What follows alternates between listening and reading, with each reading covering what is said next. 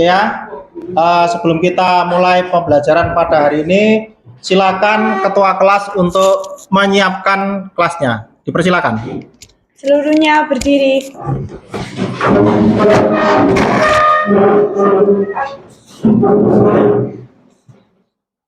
Berdoa mulai. Berdoa selesai. Ya, silakan duduk kembali.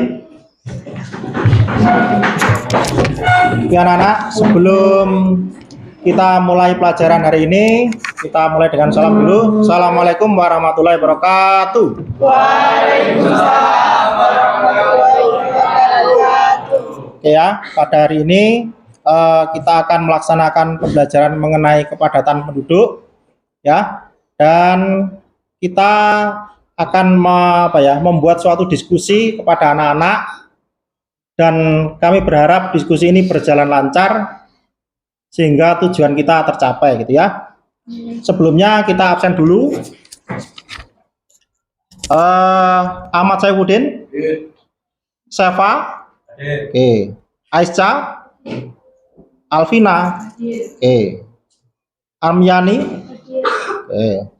Dewi Tasya, Dirga, Fitri, Julia, Luki,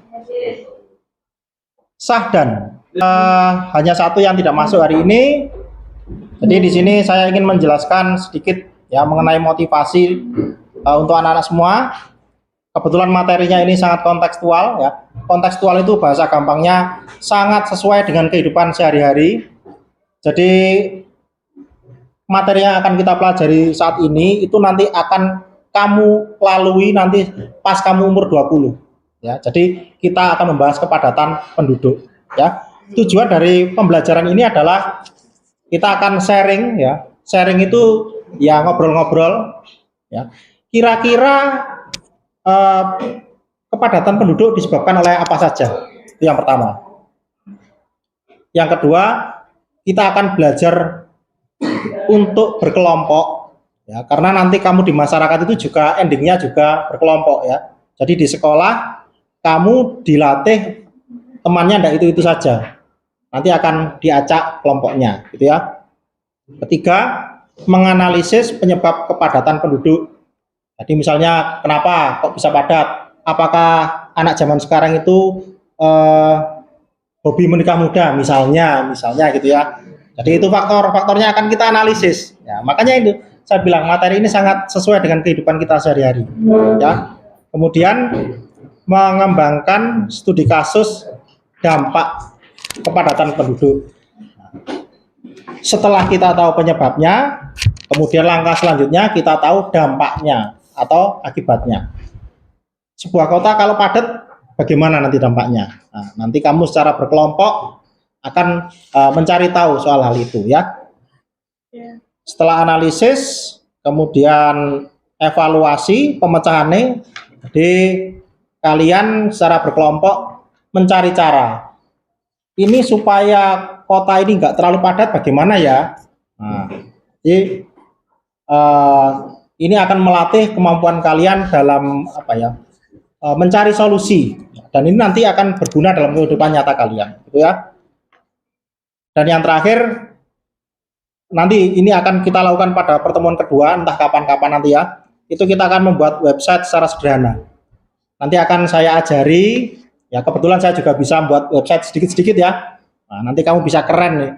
Satu anak punya website sendiri-sendiri.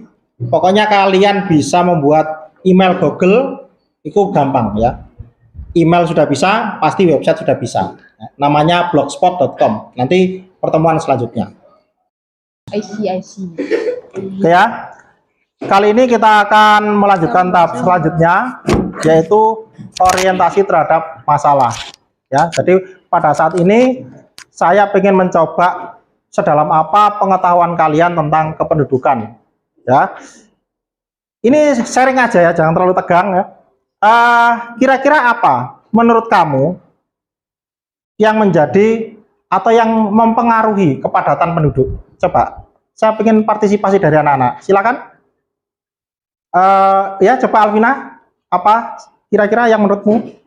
Faktor geografis wilayah Indonesia yang relatif kecil dengan jumlah pulau yang besar dapat menyebabkan konsentrasi penduduk yang tinggi di daerah-daerah tertentu. Oh gitu, ya ya ya. Jadi menurut Alvina karena Indonesia itu jumlahnya wilayah Indonesia itu besar gitu ya, dan jumlahnya pulaunya juga besar, maka konsentrasinya hanya di daerah tertentu saja. Ya, masuk akal, masuk akal. Bagus, bagus. Coba ada yang lain selain Alvina, angkat tangan. Oh ya, Siti, silakan. Faktor sosial ekonomi. Terus? Pertumbuhan ekonomi yang cukup pesat di beberapa daerah dapat menarik migrasi penduduk dari daerah lain. Oke, terus? Menciptakan konsentrasi penduduk yang tinggi di pusat-pusat ekonomi. Faktor-faktor sosial juga mempengaruhi seperti keberhasilan program keluarga berencana, tingkat pendidikan, dan kesejahteraan masyarakat.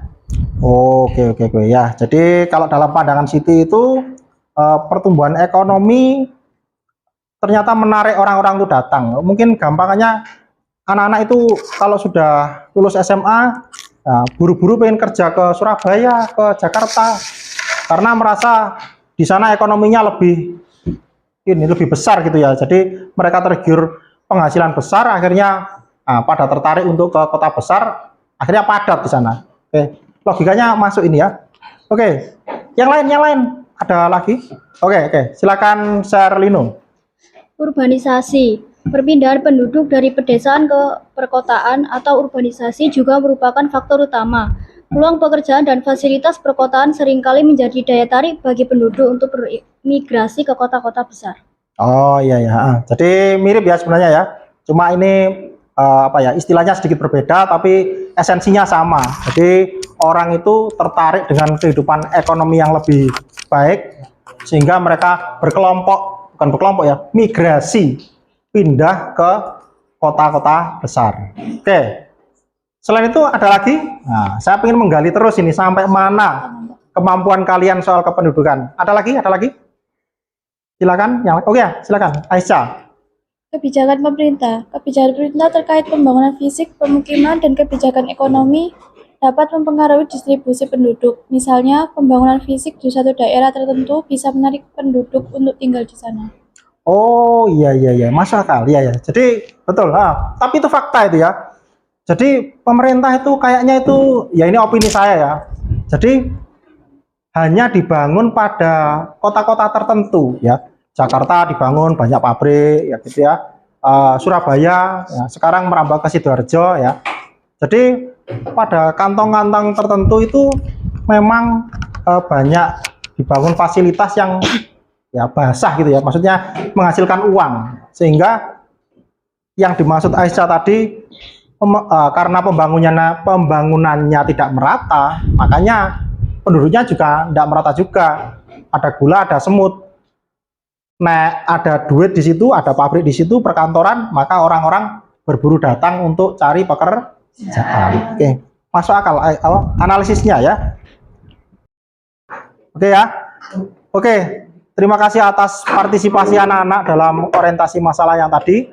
Sekarang saya minta kalian berkelompok ya. Jadi buat kelompok-kelompok kecil nanti kita biar mudah untuk membagi tugas. Silakan, sekarang saya persilakan. Ya, silakan dimulai.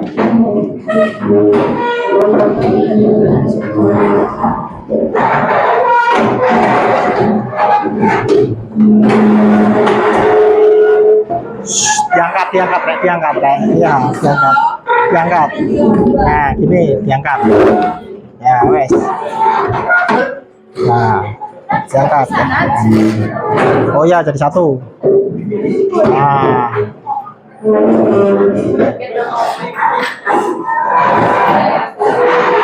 Nah, oke.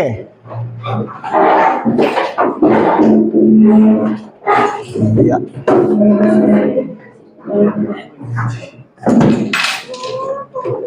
Nah, oke. Ya, alhamdulillah bisa cukup semuanya. Jadi ada beberapa kelompok.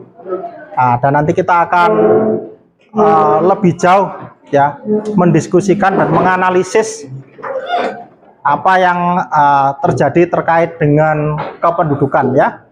Wah, bagus, pinter. Ya, silakan ditata-tata dulu yang belum.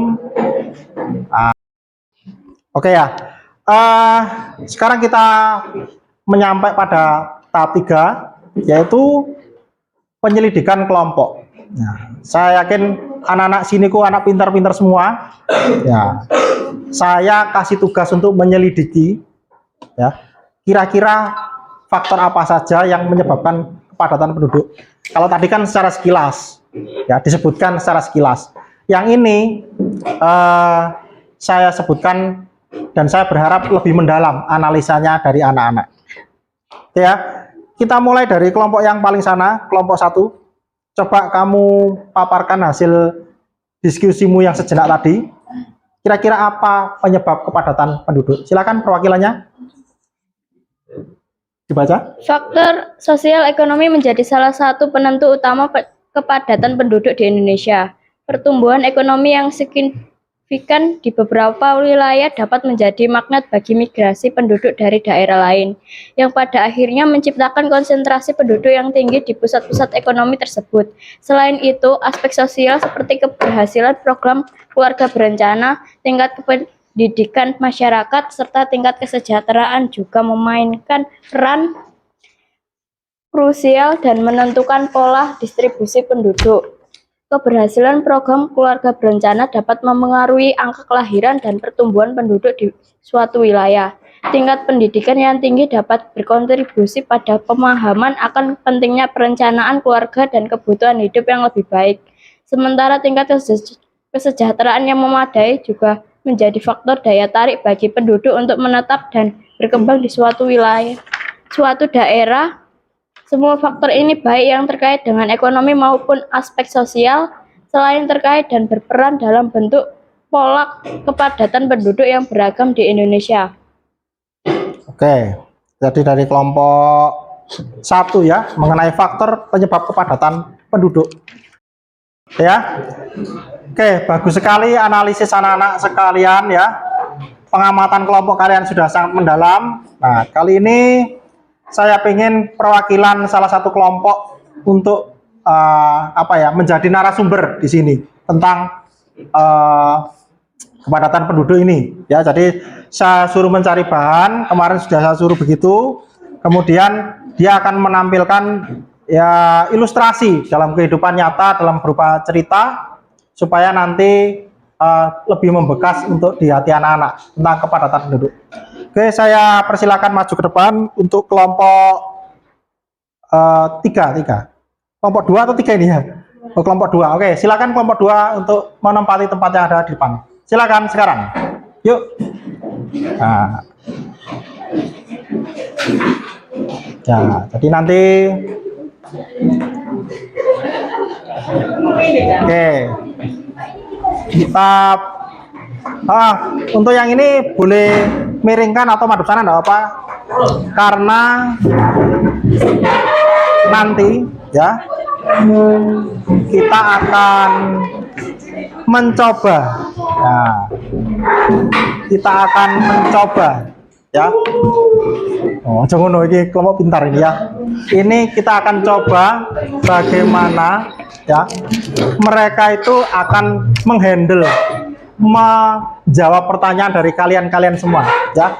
Saya harapkan jangan pasif ya, ojo mek nonton tok ya. Jadi ada persoalan-persoalan yang sekiranya kamu istilahnya kamu ada di pikiranmu dan butuh jawaban, bisa disampaikan kepada para narasumber ini, dan para narasumber harus siap wes piye carane kudu iso jawab, entah literasi digital pakai Google atau dari hasil pengalaman atau dari diskusi gitu ya. Jadi harus bisa menjawab ya. Jadi kita melatih bagaimana siswa ini supaya terampil dalam mengambil logika ya.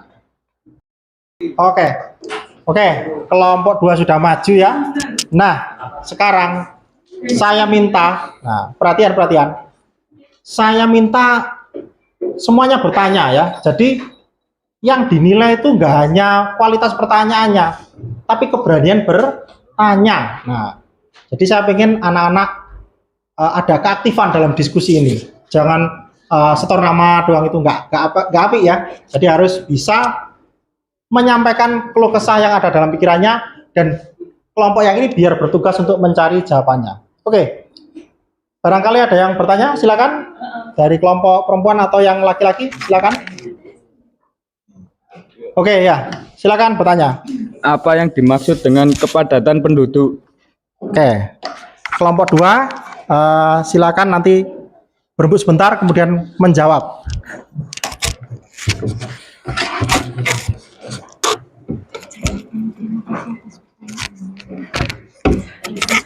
Ya, jadi biar diputuskan dulu ya. Biar dia itu terjadi proses berpikir ya. Oke, sudah siap kelompok 2?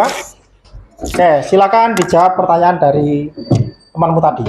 Oke. Terima kasih atas pertanyaannya ya.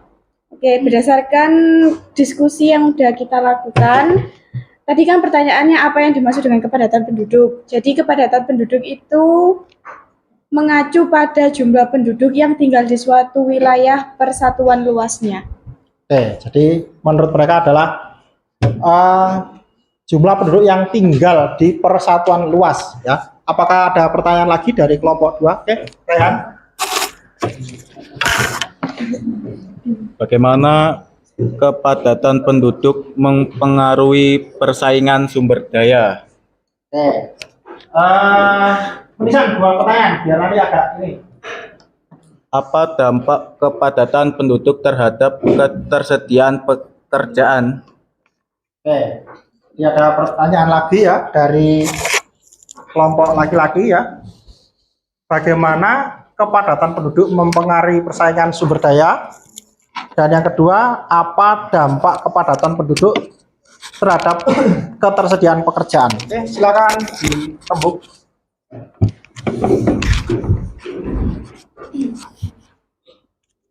Ya, biarkan mereka diskusi, biar mereka punya gambaran jawabannya. Nanti soal bisa atau tidak urusan belakang ya. Kita ikuti alur pikirnya biar ini oke, sepertinya grup laki-laki mau menjawab. Oke, dan nanti kita akan bergantian. Terima kasih atas pertanyaan kalian. Kepada yang pertama, soal yang pertama, kepada penduduk meningkatkan persaingan untuk mendapatkan sumber daya seperti air bersih, lahan, dan ruang. Dan pertanyaan yang nomor 2 tadi kan 2 pertanyaan ya Pak ya? Ya, betul, 2 pertanyaan. Yang ini jawabannya, tingginya kependapatan penduduk bisa menyebabkan tingkat pengangguran yang tinggi karena permintaan akan pekerjaan melebihi pasokan yang tersedia. Ya, jadi tadi pertanyaan pertama adalah kepadatan penduduk mempengaruhi sumber daya. Apa maksudnya? Tadi dijawab, yang dimaksud sumber daya itu ya kayak kalau kotanya itu terlalu padat, airnya itu ya susah gitu ya, karena yang mengambil itu banyak ya. Terus yang kedua, apa dampak kepadatan penduduk terhadap ketersediaan pekerjaan ya. Jadi nanti menyebabkan banyak pengangguran. Oke, jawaban yang sangat bagus dari kelompok 2. Oke, yang lain silakan.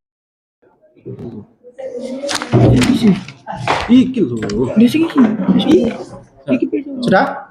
Oke, kita akan melanjutkan diskusi yang cukup menarik ya tentang pernikahan dini ini ya. Tadi sudah muncul beberapa pertanyaan dan membuat anak-anak lebih aktif. Nah, sekarang kita akan mengeksplorasi lebih dalam ya, faktor penyebab ledakan penduduk ya. Itu salah satunya adalah pernikahan dini. Nah, ini akan kita eksplorasi biar kita sampai tahu ke akar-akarnya. Oke. Supaya lebih aktif ya, saya minta yang lain untuk bertanya, tidak hanya dimonopoli oleh kelompok 2. Coba berikan pertanyaan kepada kami tentang materi yang itu ya, tentang pernikahan dini. Coba yang lain. Oke, teman kita si Raihan akan bertanya. Silakan Raihan. Apakah kenakalan remaja bagian dari penyebab pernikahan dini yang nantinya berpengaruh dalam ledakan penduduk? Oke ya. Dari Raihan ada apa ya? Pertanyaan ya. Apakah kenakalan remaja itu termasuk dalam penyumbang pernikahan dini gitu ya? Oke, kita tampung dulu ya. Jadi biar sekalian nanti menjawabnya biar lebih mudah. Oke. Selanjutnya pertanyaan yang lain. Mungkin ini saya tunjuk aja ya pertanyaan yang ini ya. Coba siapa Najwa coba. Kira-kira apa pertanyaan mengenai pernikahan dini? Bagaimana dampak pernikahan dini pada anak? Oke. Najwa tadi bertanya, kira-kira adakah dampaknya pernikahan dini itu kepada anak-anak yang masih kecil gitu ya? Oke, pertanyaan bagus. Nah, sponsor dulu sebentar.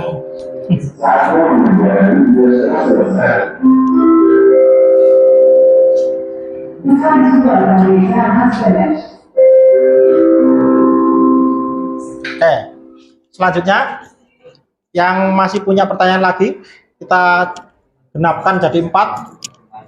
Roy, bagaimana? Ada pertanyaan Roy? Nah, coba. Nah, saya ingin semuanya anak saya itu aktif-aktif semua ini ya. Nah, barangkali ada pertanyaan dari saudara Roy tentang pernikahan muda. Oke. Mengapa pernikahan usia muda atau dini merupakan salah satu faktor dinamika kependudukan? Oke, kenapa pernikahan muda merupakan salah satu faktor dinamika penduduk? Berarti apakah pernikahan muda itu mempengaruhi kependudukan? Oke, bagus. Dan yang ya jangan banyak-banyak ya kalau tanya ya. Ini terakhir aja. Saya coba ini ya, sebelah sini sudah lumayan aktif. Kayaknya sebelah sini butuh ini ya, lebih aktif. Coba saya lihat ini. Oh, ini Alvina. Ya, coba sih. Apa ada pertanyaan ya mungkin ya, coba. Bagaimana solusi untuk mencegah pernikahan dini? Oke ya. Dari Alvina tadi juga bertanya, kira-kira solusi untuk mencegah pernikahan dini ini apa? Oke, silakan kelompok 2 untuk menanggapi. Boleh diacak jawabannya, yang penting disampaikan ke teman-teman. Silakan dirapatkan dulu.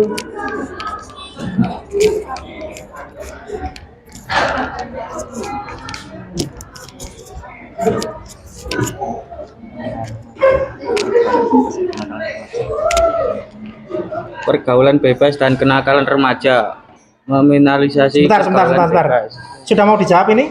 Iya. Oke. Oke, maaf saya tidak lihat ya.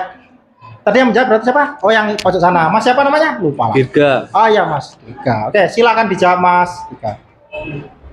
Pergaulan bebas dan kenakalan remaja, meminimalisasi pergaulan bebas. Corak pergaulan remaja saat ini telah banyak menyimpang dan norma-norma yang ada, terutama norma agama. Pernikahan dianggap sebagai sebuah solusi atas apa yang seringkali ditimbulkannya. Zina misalkan, sehingga tanpa disadari pernikahan hanya dijadikan sebagai justifikasi aktivitas seksual mereka. Hal ini berkaitan dengan kondisi seksualitas pada remaja. MBA, Married by Action, faktor yang selama ini identik dengan pernikahan dini. Tidak jarang ketika orang mendengar tentang pernikahan dini, asumsi pertama yang muncul, MBA adalah penyebabnya. Dan memang fenomena yang seringkali kita dapati, hamil di luar nikah kerap jadi alasan remaja zaman sekarang melakukan pernikahan dini. Banyak generasi yang gagal membangun hidupnya hanya dikarenakan kesalahan mereka dalam memilih apa yang harus mereka lakukan. Lebih keras, Mas. Nah, lebih keras. Bebasnya informasi dari media sosial dan internet menjadikan terkontaminasinya pikiran dan perilaku generasi muda saat ini. Tontonan yang mengandung unsur pornografi dapat dengan mudah diakses melalui media sosial. Alhasil jiwa anak yang belum sepenuhnya bisa memfilter baik buruknya tontonan akan berusaha mempraktekkan dalam dunia nyata. Kondisi ini yang menyebabkan orang tua tidak mau bertaruh tentang pergaulan anak yang sudah sangat bebas. Oke. Dari banyak kasus Oke, menunjukkan saya cut dulu ya sebentar. Oke. Oke, terima kasih atas jawabannya. Ya. Nah, tadi sudah dijawab dengan sangat bagus oleh salah satu narasumber ya. Jadi, apakah kenakalan remaja merupakan bagian dari pernikahan dini? Jawabannya tadi iya, ya. Dan di situ juga disebutkan faktor-faktornya yang membuat begitu ya. Salah satu faktor yang sekarang berkembang adalah karena adanya media sosial. Nah, jadi itu internet dan media sosial itu seperti pisau di belah dua yang membuat ada positif dan negatif. Namun negatifnya itu salah satunya bisa men-trigger atau memicu untuk pernikahan muda. Oke, selanjutnya ada respon yang lain dari kelompok 2? Sudah. Oke. Pertanyaan yang lain ada yang mau dijawab? Ya. Dari pertanyaan yang tadi, bagaimana dampak pernikahan dini terhadap anak? Satgas Perlindungan Anak Ikatan Dokter Anak Indonesia, Dr. Eva Devita Harmoniati menuturkan perkawinan anak memberikan dampak negatif, tidak hanya pada kesehatan fisik ibu yang masih remaja, tapi juga kesehatan mental seperti baby blues, depresi, ansietas, sulit bonding dengan bayinya, hingga berpikir bunuh diri atau menyakiti bayinya. Perkawinan anak akan menghasilkan kehamilan di usia muda yang sangat beresiko menyebabkan tingginya morbiditas dan mortalitas maternal. Selain itu, dampak jangka panjang kesehatan bayi yang dilahirkan seperti berat lahir rendah, prematuritas, malnutrisi, stunting, gangguan perkembangan, pencapaian akademis rendah, serta beresiko mengalami kekerasan dan penelantaraan. Oke ya. Sudah dijawab oleh Mbak Mutia bahwa akibat pernikahan dini kepada anak ya, jadi salah satunya tadi kekerasan, kemudian stunting, apalagi tadi Mbak? Baby blues, terus? Habis itu ada pikiran untuk menyakiti bayinya. Pikiran untuk menyakiti bayinya. Ya, saya pikir cukup itu ya. Sekarang saya minta kelompok 2 ini untuk memberikan pemecahan masalah. Ya. Kita kembalikan lagi kepada masalah kepadatan penduduk yang tadi juga ada hubungannya dengan pernikahan dini tadi. Kira-kira apa saja yang menjadi pemecahan masalah untuk kepadatan penduduk? Ya, coba disebutkan secara singkat, monggo kelompok 2.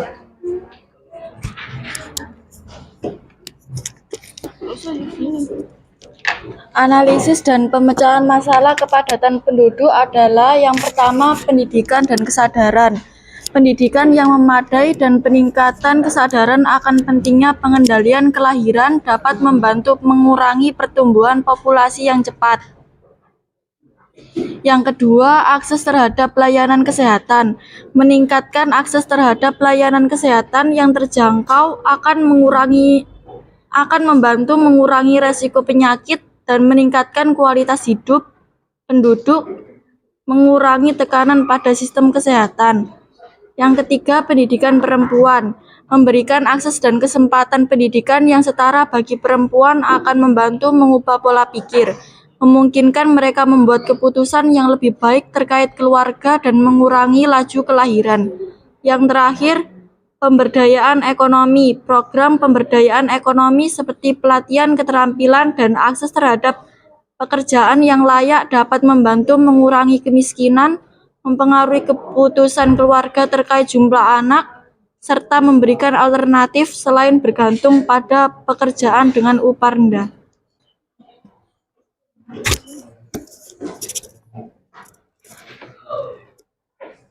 Ya, merefleksikan pengalaman belajar yang sudah di-sharing sama teman-teman tadi. Oke.